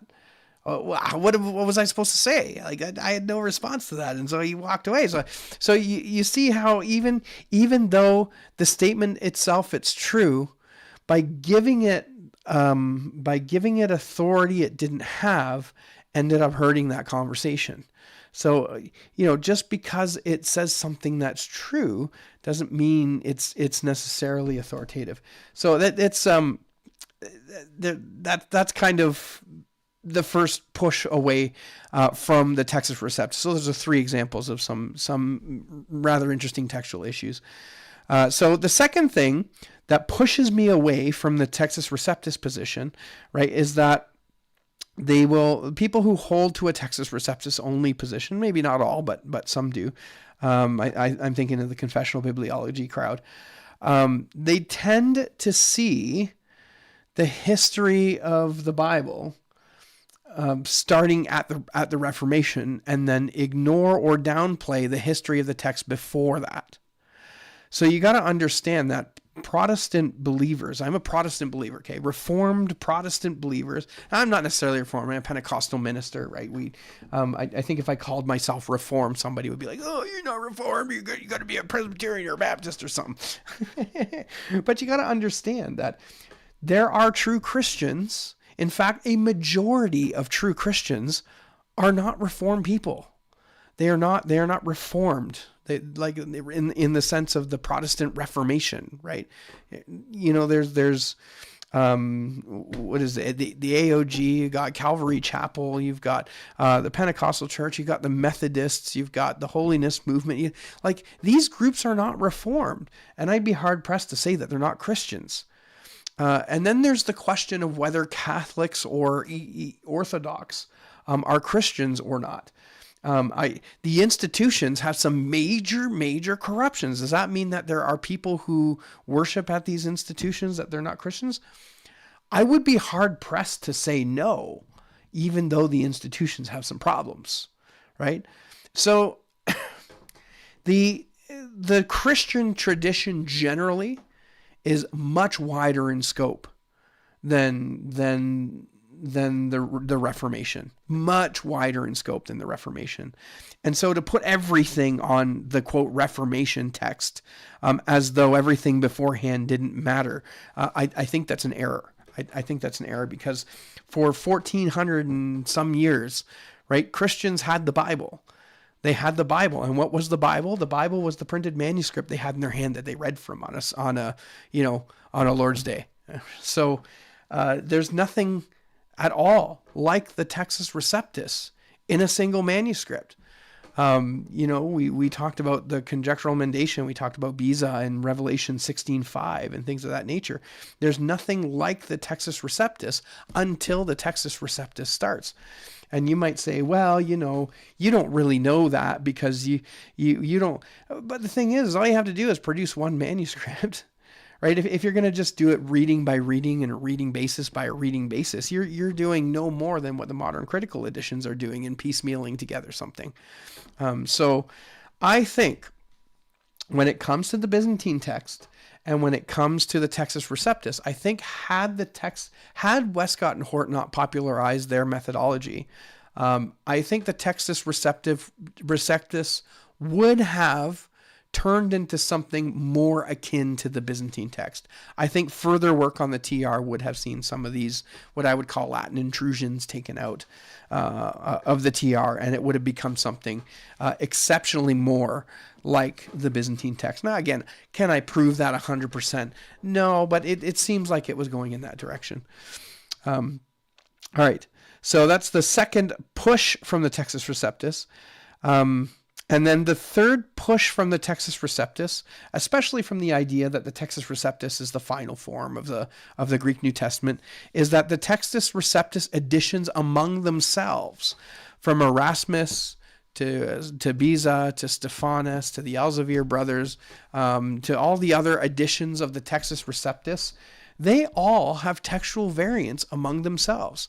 You can go back into my discussion, I think it's with Timothy Mitchell, I think that's who it was, who actually done some collation work on 1 John with all the editions of the Textus Receptus and came up with some surprising differences among the Textus Receptus printed editions, among which was 1 John 5, 7, and 8. The number of difference just in the three heavenly witnesses was astonishing. It just goes to show that even amongst the printed edition of the Textus Receptus, textual criticism continued. Now, we can argue about methodology, and we can say, yeah, but they use this method, and yeah, but they use that method. But the reality is the printing of the Textus Receptus did not end the need for textual criticism. So that's it for the Textus Receptus. And then the last push, so I said there were two pushes, but there are actually three. The third one is just kind of like a sidebar. And I would say the third push is from ancient translations. So deficiencies in ancient translations. Okay. So this prevents me from going to something like saying a Latin only position, or, a Syriac Aramaic priority position, or something like that. I think the issues with moving into a translation for a base text, or looking specifically at a translation as a primary witness of a base text, I think those issues are pretty well just there. I think people understand them, but I'll just really quickly. The first one here is that the nature of translation work is just the nature of it. It's interpretive. Right? There's no translation that doesn't involve some form of interpretation. And so when you translate something into Latin and you're expecting the Latin to be like the original text, the problem is whoever translated the Latin put their own spin and their own interpretation on the Latin text. Because of this interpretive element, what often happens, and you see this in English, right, is we actually have more issues with translation and interpretation than we do with textual variants, right? So why would we go to a translation? So all that to essentially say is that when we have a translation, the translation can't be seen as anything better than a secondary witness. I wouldn't go to an ancient translation. So for me, when it comes to determining the text of the New Testament, it must be in the original language. Now that probably brings some questions up in regards to the Old Testament. What do you do with the Septuagint? I don't know. I don't know. I'm inclined to just stick with the Masoretic text just because it's the original language of composition, and I. Oh, excuse me. And so I would just, I prefer to stay there for now until I have a chance to really dive into Old Testament textual criticism. Might be a little while yet, but, hey, a Masoretic text stood the test of time, right? So that's it. So those are my pushes. That's what pushed me away from modern eclecticism, pushed me away from Textus Receptus onlyism, and then what's pushed me away from any idea of any ancient version or translation. So naturally, I'm not a King James Version onlyist. People sometimes think that when I say Byzantine priority or Byzantine text, because of its misuse of the Byzantine text by certain KJV onlyists, I often get accused of being a KJV onlyist, but I'm not. Anyway, so we're going to take a look at what pulled me into Byzantine priority, and we will do that right after we take a look at the comments. All right. Comments. Sound effects. That's right. Manual sound effects. All right. Let's see. Lots of discussion here. Where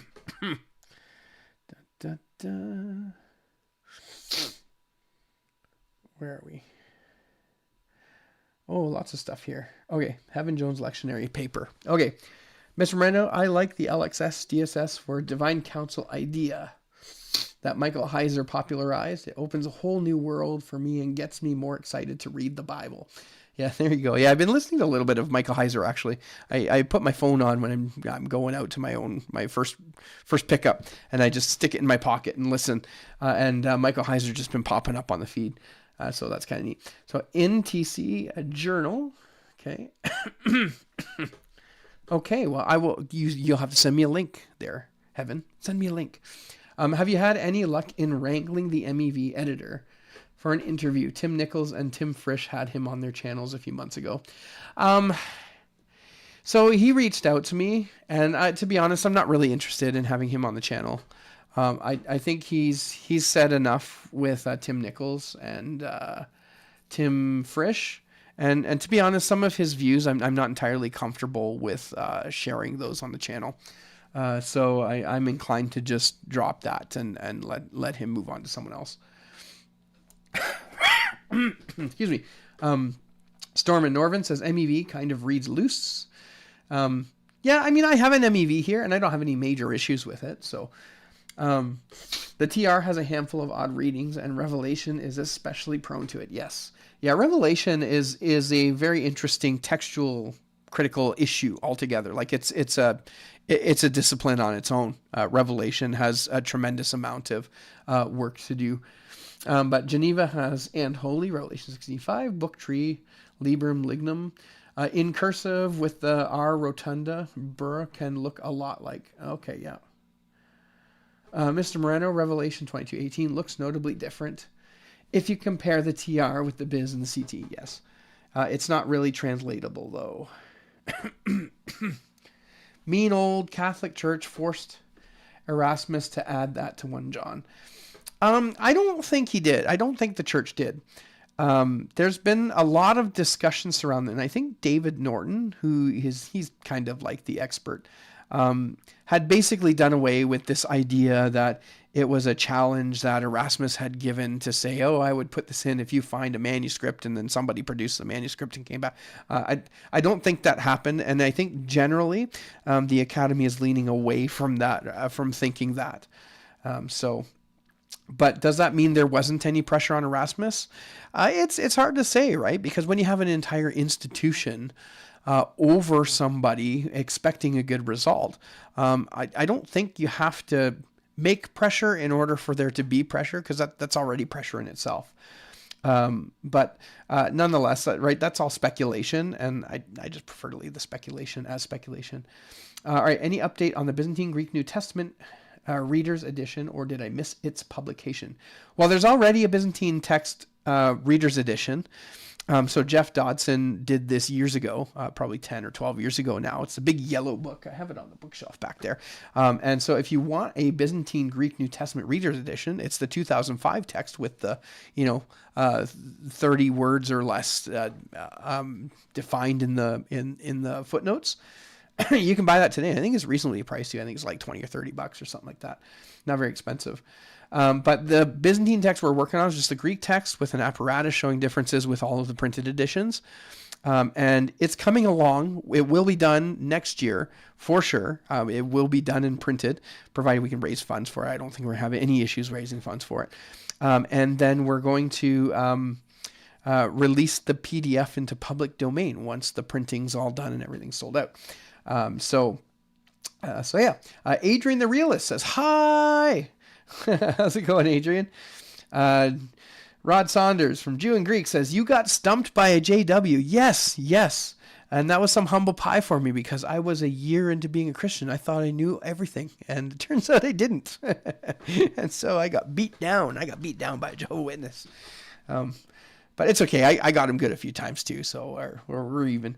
I've been reading the Berean Majority Standard Bible. It uses Robinson's. Yes, it does.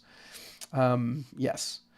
So Kay Lancaster says the JB was super funky. The Old Testament was pretty literal, but the New Testament was dynamic to the point where it didn't even match its own Old Testament.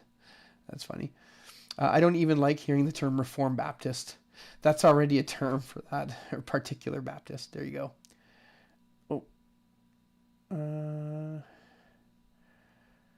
I lost it.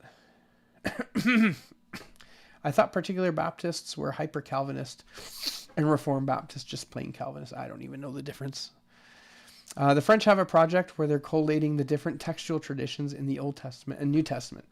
The Bible in its traditions. I sent it to Dwayne a while back, but I'm not sure he got to see it. I don't know. Send it again, and we'll see if I see it. Miss Moreno says, then again, I might even go so far as to distinguish Protestants, groups from the 16th to 18th century from restorationists, 19th to the 21st century. Yeah, okay. Yeah, you could do that. Yeah, I have trouble with the term restorationist. Anyway, discussion for another day. Particular Baptists were London Baptists who put out the 1689. The DSS were forgeries. LXX is the ancient witness.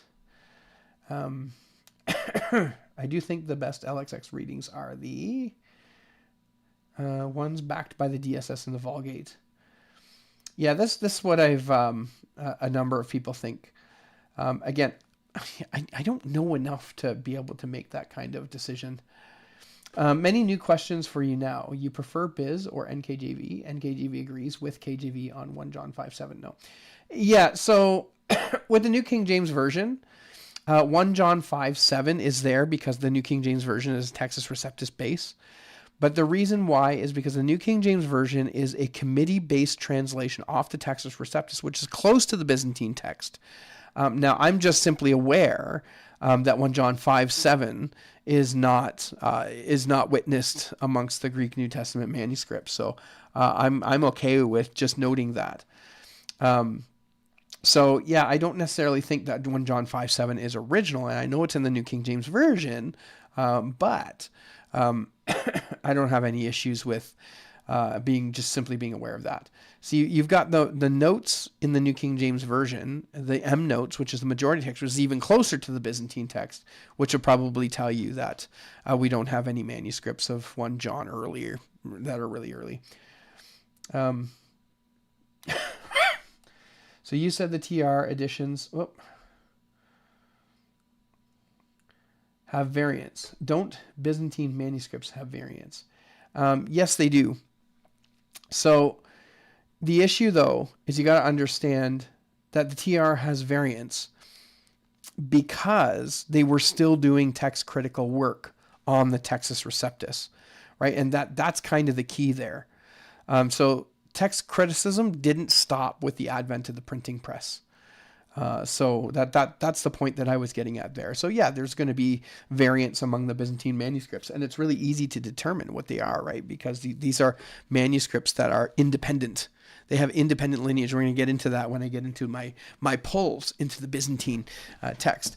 But yeah, you're going to expect variants when you have independent streams of the Byzantine text. Now, the Textus Receptus, it is not an independent stream. It is a single stream. And in a single stream, you shouldn't, like, the types of variants here, like, it's just amazing. Go back, go search my videos and go look at the video I did with Timothy Mitchell when he showed the differences in the Textus Receptus editions. It's mind-boggling how many there are, especially given, that we're talking about a printed edition. All right. So David Burgess says, right, my bad. I was thinking of Rev 16:5. I plan to make my own Bible translation. It's called the Veritas Standard Version. It's going to be a literal but understandable translation. Nice. When I see Veritas, it makes me think of Val Kilmer. In vino veritas. That's not true, by the way. Okay, just so you know, that's not true. Dwayne Green, do you know any good Pentecostal writings? On what? Gordon Fee was a Pentecostal, so some of his work is pretty good. Have you heard of the Gen Z Bible? I think I did on your channel there, Rod. It's supposedly done by AI, putting the Bible into common Gen Z lingo. Or maybe I saw Todd Friel doing a screed on it, or something like that. I can't remember. I have a pet peeve with standard being in a Bible name if the translation has no historical ties. I agree. I don't particularly like putting standard in there. Because, who made it a standard? Like, the one that's been a standard for 400 years doesn't even have the name standard in it. Okay? All right. Brie of the Vine. I am starting with the Gospel of Mark. I will be using Alexandrian text critical, Byzantine text types majority, and if God wills it, the Western and Caesarean text. You're going to be a very busy person. That's a ton of work. So yeah, it might be interesting when you're done.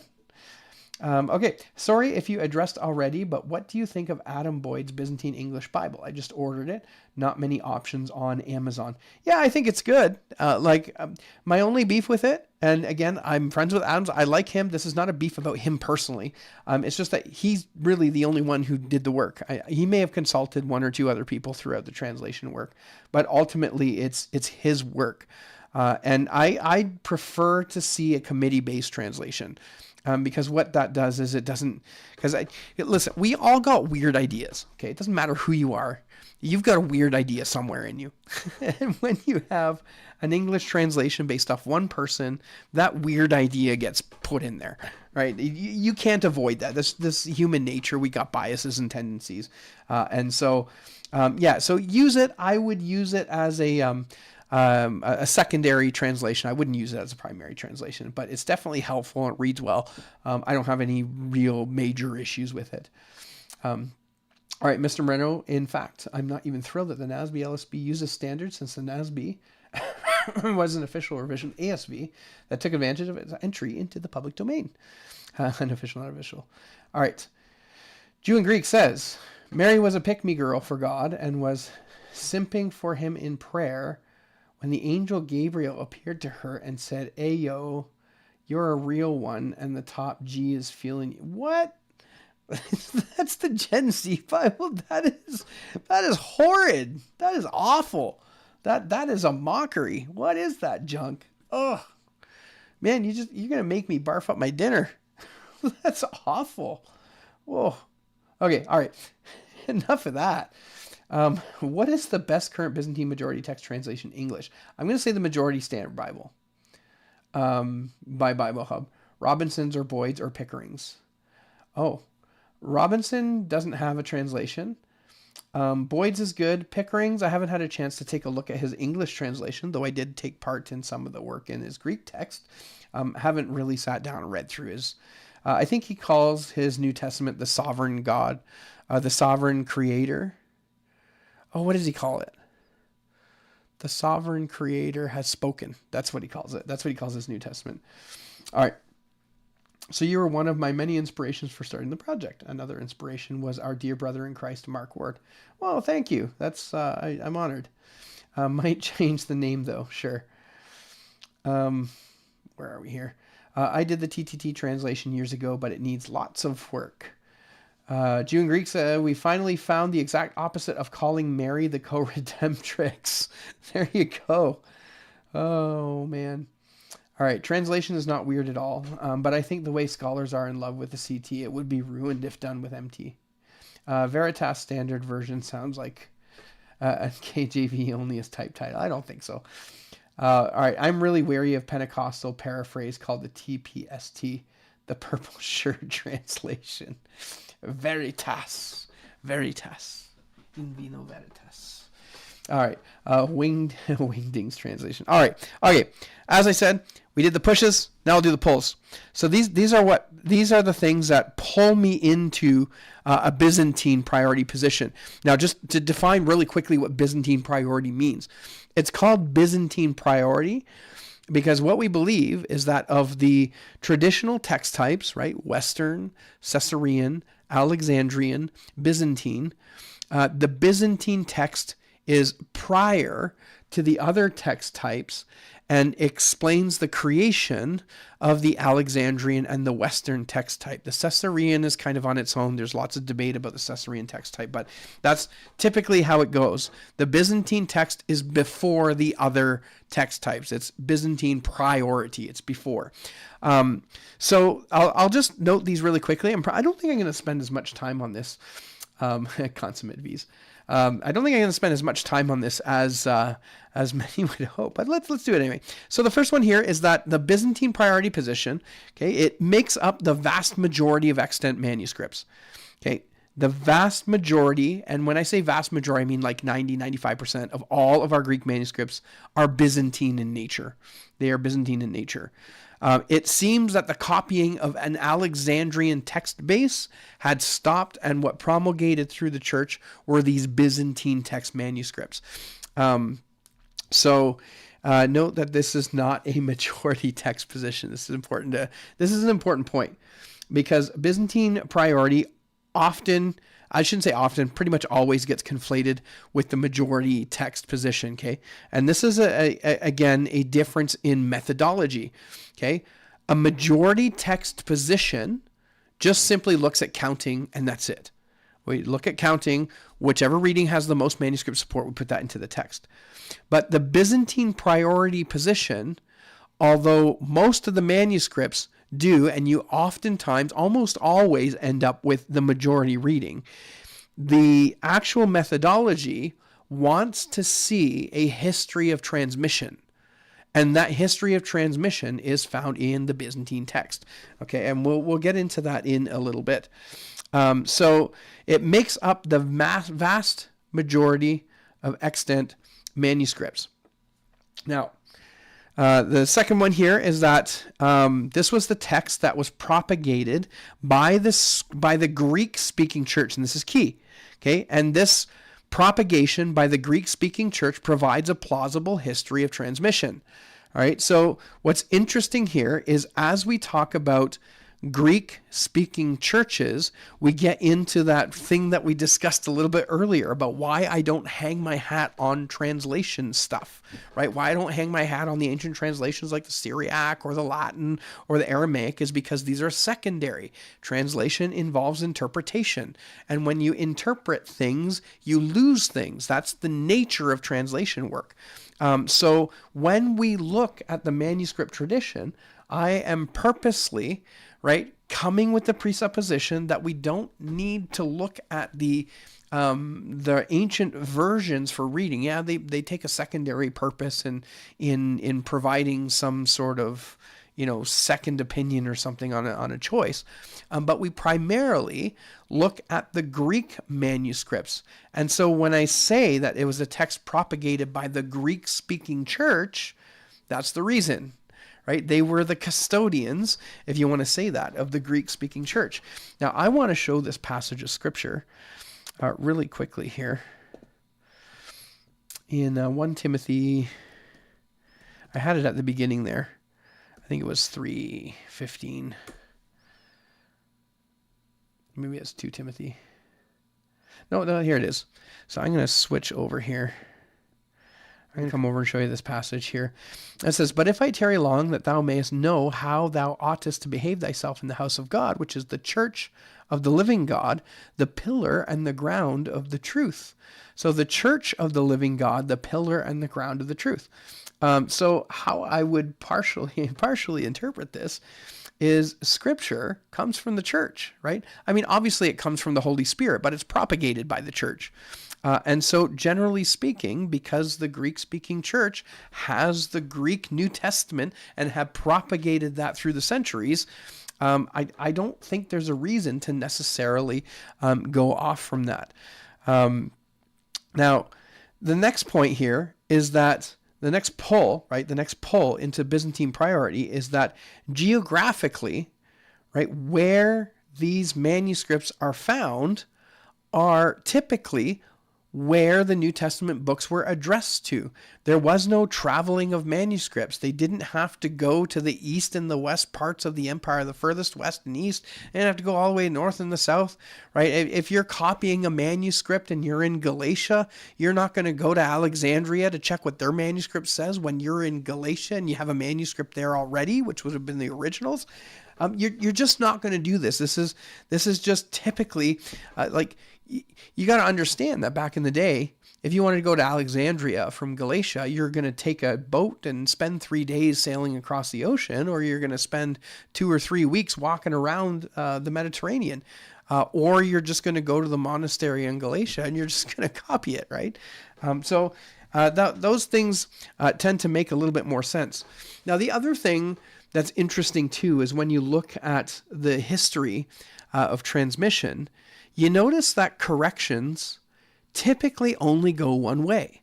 So, for example, in 1 Timothy 3:16, we're here already actually, "And without controversy, great is the mystery of godliness. God was manifest in the flesh, justified in the spirit, seen of angels, preached unto Gentiles. Now, the textual variant here is he who was manifest in the flesh, justified in the spirit, right? This is like a definite, like a variant that impacts our understanding of the Trinity, right? If it's he who, well, then he who refers to Jesus. But if it's God who, well, then this is a direct reference to the Trinity. So this is a very important textual variant. Now, what I mean by text variants, corrections only going one way, is oftentimes what will happen is a scribe will grab a manuscript, or someone will grab a manuscript to do some work with it, and then realize that there's a mistake on it, and they'll correct it.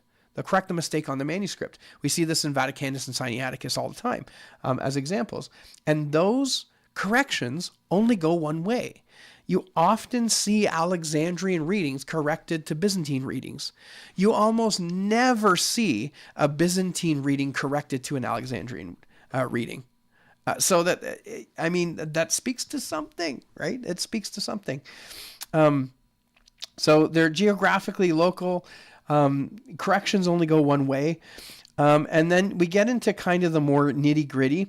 But this is where I think the best arguments for Byzantine priority come. It's this, is that there is currently no explanation of how the Byzantine text came to dominate the manuscript tradition.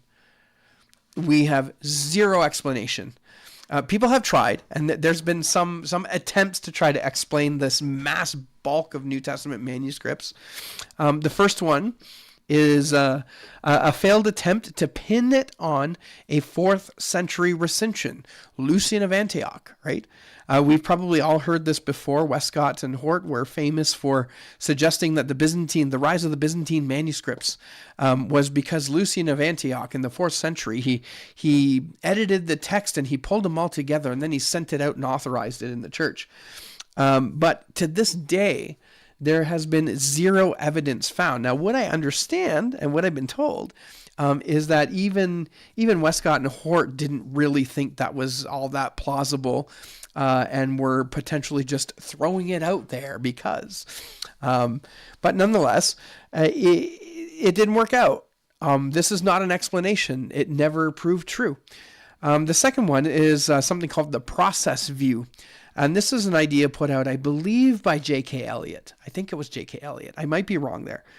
But he suggested that the Byzantine text arose through a gradual process of small scribal changes. So Dr. Maurice Robinson had actually talked about this specific thing. This is called the process view, right? It's a process of changes over a period of time. But he points out, rightly so, and this is where it gets interesting, is that if that's the case, if small scribal changes were going to cause it to turn into this big mass of manuscripts that are all very coherent and similar, that this would result in convergence. In convergence, that is, that the text would come together and come together and come together, and all of a sudden you would have one big mass of essentially the same text. Well, what people don't realize about the Byzantine text is the Byzantine text is not necessarily monolithic. There are actual families within the Byzantine text. We've got a couple like KI, KX. These are groups of manuscripts that have very distinct Byzantine readings, but they're slightly different. We've got KR, family 35. And there's more. There's more. There's all these Byzantine subgroups in there. And if the idea that that the process view happens and scribal changes make it, this would lead to a convergence of all of those into one single mass. But it doesn't. It leads to, we see divergence. We see things moving away. And that's kind of what you expect if you have, say, the originals and people are copying. You're going to see this divergence happen. So that J.K. Elliott's description of how the Byzantine stuff got there, it doesn't quite work out. So here's the interesting thing about the Byzantine manuscripts. So those streams of manuscripts are all independent. They are all independent of what we can see, of what's extant. They are independent. So independent Byzantine streams indicate a common source which goes back much earlier than the copying revolution of the 900s. So you got to understand, in the 900s, what happened is all of the unsealed manuscripts, right? Manuscripts used to be written in all capital letters, no spaces. Sometime between 900 and 1000 AD, someone said, hey, I got a really cool way to write stuff. And in came the minuscule script. And so they copied all of the unsealed manuscripts into minuscule manuscripts. That's that cursive writing stuff. It's very difficult to read. Even if you read Greek, it's very difficult to read. You got to get used to it. They copied them all. And what's interesting too, right? Again, these are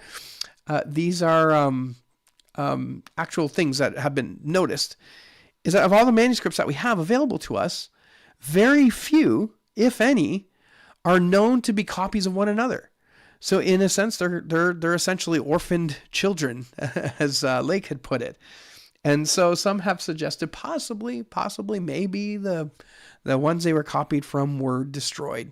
And so anyway, all is to say is that the streams of manuscripts we have coming out amongst the Byzantine text, right? These Byzantine subfamilies, they are all independent of each other, which means that they arose from a common source very early, probably, in my opinion, the original. Now, Dr. Robinson, he goes on to argue, that under normal copying conditions, that's precisely what you would see, is you would get a grouping of manuscripts that would absolutely dominate the rest of them. And if you want to know a little bit more about that, you can read into the preface, and the preface gives not just the preface, but the essay at the end of the 2005 edition. I think you can even find it online. The essay is 60 or 70 pages. The preface is about 20. And he goes into great detail on how statistical analysis and the idea of normal propagation of manuscripts happens under regular conditions. It's really, really interesting read, and it's pretty convincing. So there you have it. I hope I was clear. This is a little bit of a longer live stream. I've got to go to bed. I got to get up at 6 a.m. That's so early. So what we'll do here is we'll go through some of the comments here, and then I will sign off for the night. So we've got, what's going on here? Just looking.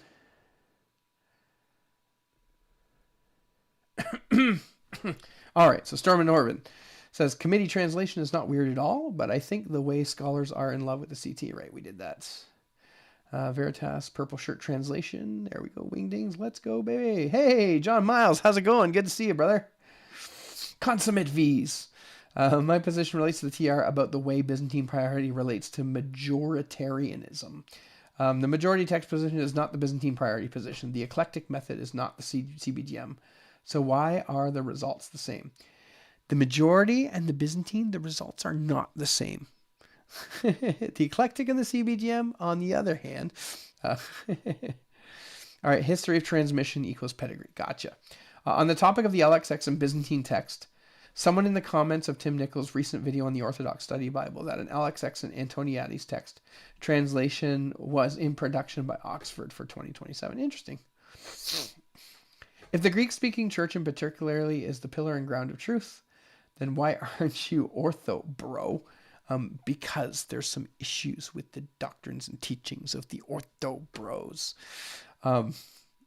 All right. So Stormy Norvins emailed me. Lancaster, the ancient Christian study Bible, hear me out. The East used Greek and the West used Latin. Yes. So maybe the true text will be found in the Greek-Latin diglot. Hint, hint. GA 629, maybe. Maybe that's it. Maybe that's the manuscript.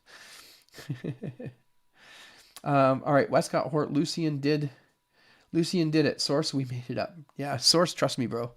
All right, I see what you did there. This was great, thanks. Before archaeology, people usually threw out something old when they had a replacement, and they considered the new copy the same as the original. Interesting. All right. So Jimmy says, thanks so much. Felt alone for so long.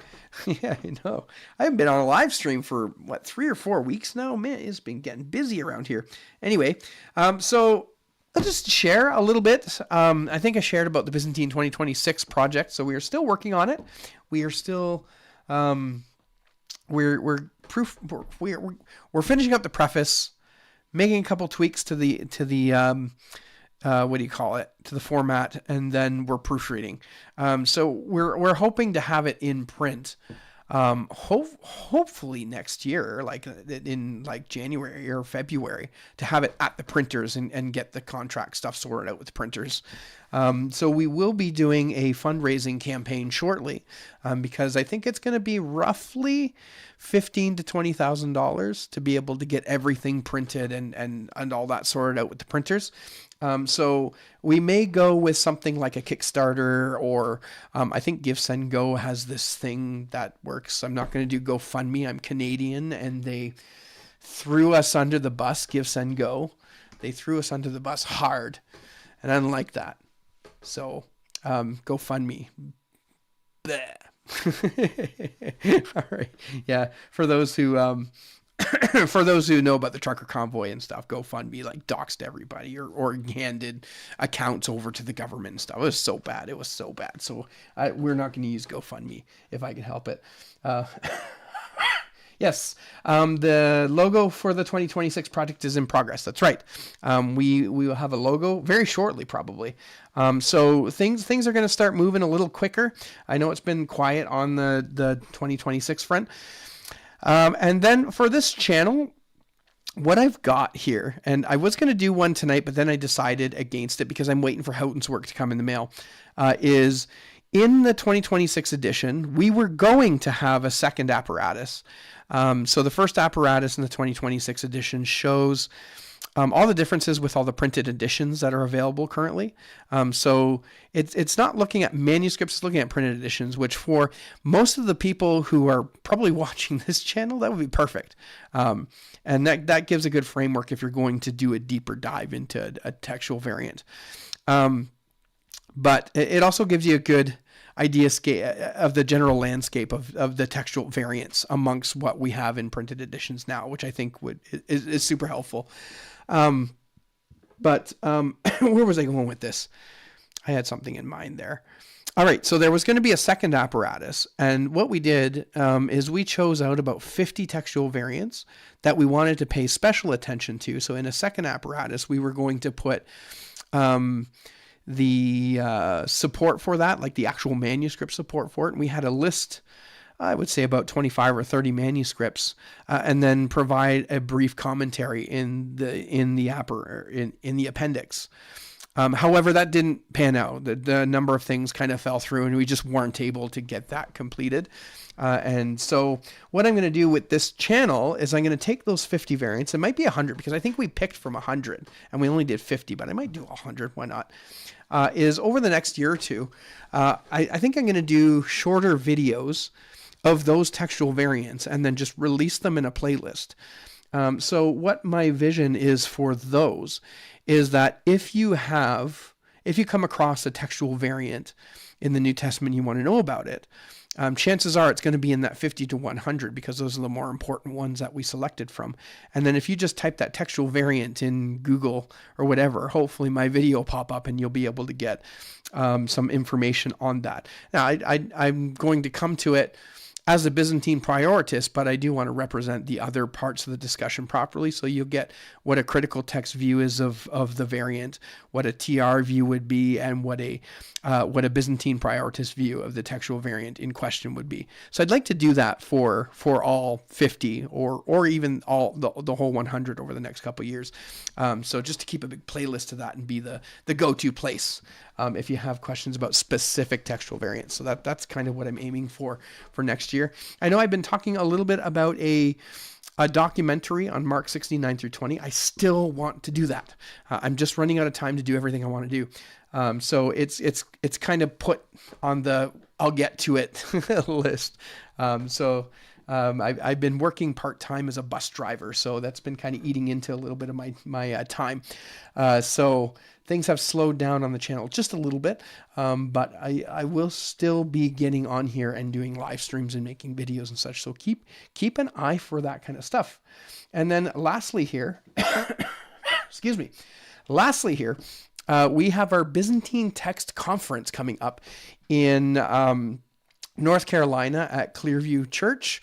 That's Abaddon Shaw's church. So the speakers are going to be Dr. Maurice Robinson, Elijah Hickson, Mark Ward, Abaddon Shaw, myself, and Dr. David Allen Black.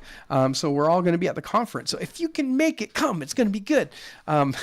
Next time I share about the conference, I'll have the website with all the details and stuff on when and where. I think it's going to be the last Friday and Saturday of, is it last Friday, Saturday?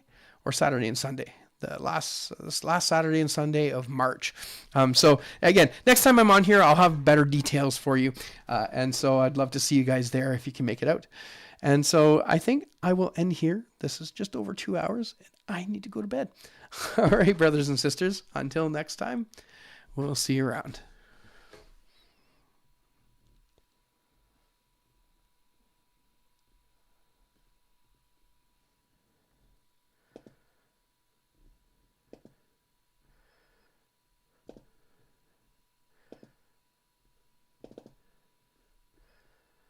Hmm.